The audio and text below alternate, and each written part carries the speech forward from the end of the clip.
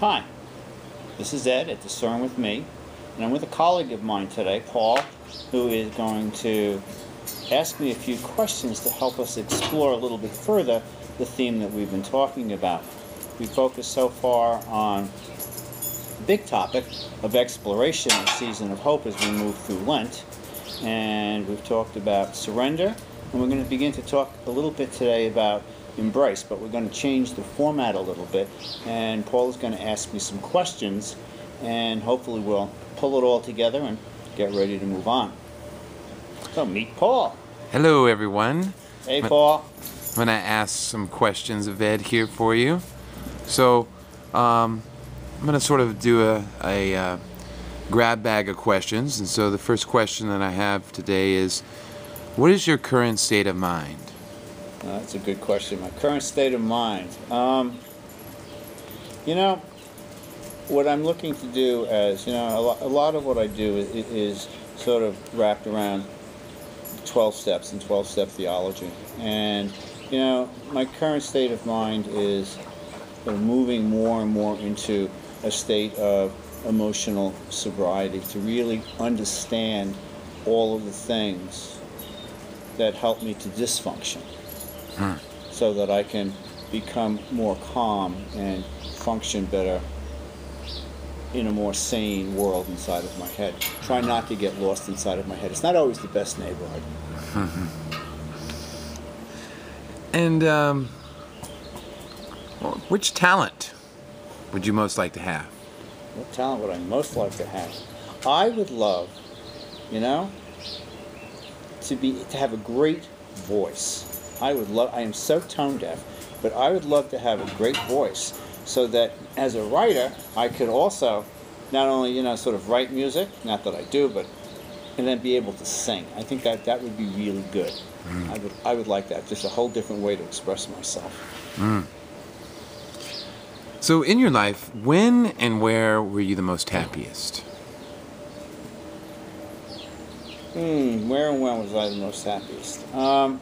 Actually, I think probably now, at this point in my life. I've been through a whole lot in the last year, and part of this work that we're doing now has to do with, surrendering to all of those things that get in the way, and a lot of that I had to do last year, between being ill and losing a job and depression, and, it turns out, in retrospect, when you look back on these things, that it's really a major blessing, because you learn to find God in the pain, and you have to sort of call up all of your demons, and sort of befriend them and surrender to them. So that's what, I've been talking a whole lot about lately, as you know, is about surrendering and embracing them rather than pushing them away. Thank you.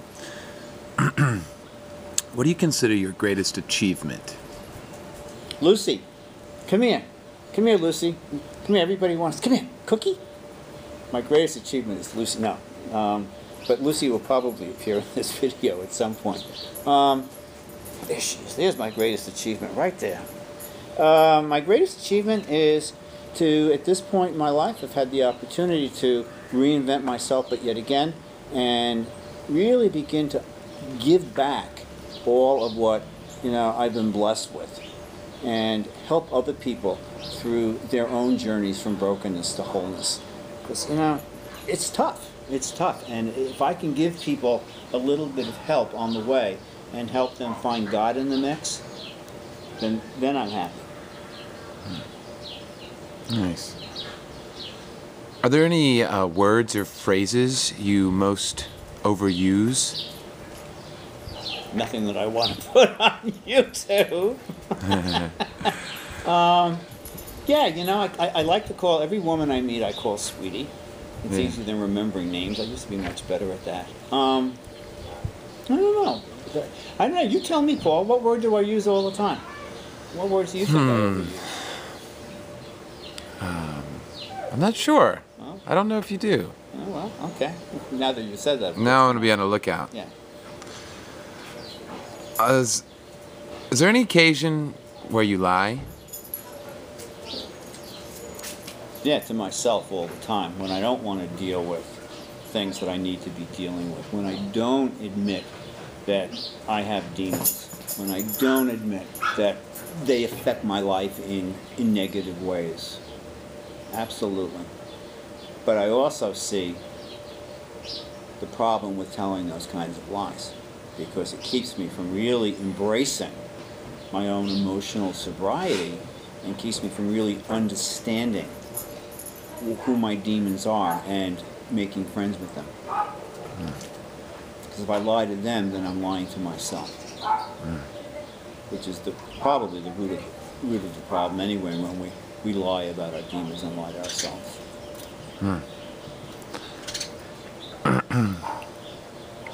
What do you regard as the lowest depth of misery?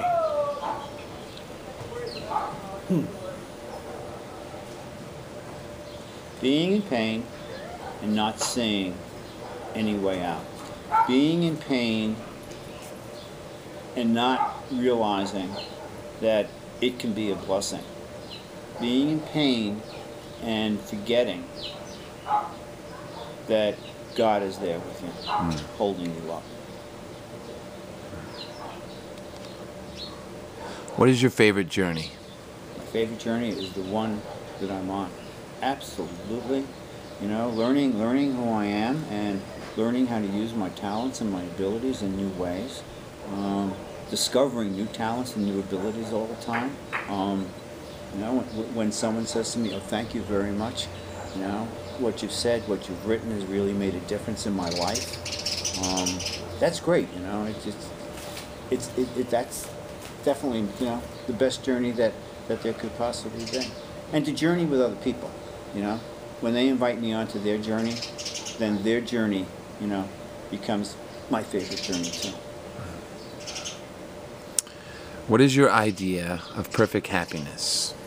My idea of perfect happiness? Lots of pizza and ice cream, and no weight involved. Perfect happiness. Perfect happiness would be living every moment in the present and not having to ask God to be with me, because I would never forget that God just is, and God is always with me in everything. You know, not just with me, but with everything around me and in all of nature. That would be, you know, that would be like nirvana. What is your most treasured possession? My most treasured possession. My most treasured possession is my faith. I don't know that I would have said that a year ago. I went through a major crisis in my faith.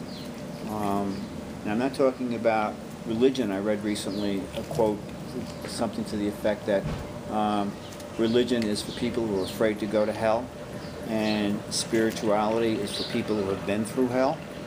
And I think that's very, very true, because it puts into perspective this whole notion of pain and what we can learn from our pain and understand where God is. I'm kind of forgetting. What was the question again? I'm going off track here. A little off message. What is your most treasured possession? My most treasured possession. Yeah, it's my spirituality. It's knowing that, you know, God is with me, and trusting. You know, as I said earlier, you know, I went through that period of where I doubted where God was in my life. And, you know, I would say all the time, well, God, why is this happening? Why is that happening? And, you know, why are you doing this to me? And why are you doing that to me? And I've come now to realize that the question is not to ask, where are you, God? But the question is, and what it's really all about, is where am I with God on his journey with me? And that, to me, that realization is very, very, very freeing, because it opens up the possibility of trust in ways that I never imagined. And it excites me very much, because then I can share that with other people. You know, I talk a lot about learning to live life out loud. And, you know, when you get to know your truth and you've surrendered to your demons and you begin to embrace them and not run away from them. And you stand steadfastly in that truth, because your demons are there to teach you what your truth is. And God will help put that into perspective for you. And when you do that, then, you start living your life out loud. And imagine a world, Paul, in which everybody lived their own life out loud, and we're too busy to live everybody else's life out loud. It'd be a heck of a lot happier place. Thank you. What or who is the greatest love of your life? Well, once again, she's right here, Miss Lucy. I don't mean this to sound egotistical, but at the moment, the first greatest love of my life is myself. And it took me a long time to get to a place where I could say that. Yeah, I love myself. I love who I am. I love who God created me to be. I feel good about myself. I used to think that I wasn't good enough. And I noticed this morning I was flipping through a book and I came across a thing that I'd written to myself that said, I am not a mistake. And I think that's so important for all of us to realize that we are not mistakes. It's a great price. All right. If you could change one thing about your family, what would it be? Probably what everybody would say about their families, that there would be less dysfunction. But I'll put it into the current moment. I've always had a very difficult, challenging relationship with my mother, and I was very well, I was adopted, and I was very well taken care of. I wanted for nothing. Beautiful home, great neighborhood, all of those kinds of, it was very Ozzie and Harriet kind of world that I grew up in. But what was missing for me was knowing that I was important, feeling that I was loved and I was embraced, and that I was honored. And all right, I'm blanking. That's the question. Good that I'm human. What would you change about your family? Change about my family. Okay. So, what I'm realizing now is that I'm getting now from my mother exactly what I wanted. She's now 92 years old, in very, very frail health, in a nursing home. And we speak every day, and she'll go on and on and on, and I'll roll my eyes and all of that kind of stuff. But at the end of every conversation, she says to me, Edward, I love you. And I've realized that, if I give up all of that old stuff about her, or anybody, or my family for that matter, and move it into now, then I don't have to change anything about my family, because they are perfect for who they are. And they are perfect as they are in my life, if I allow it to be, if I live in the moment.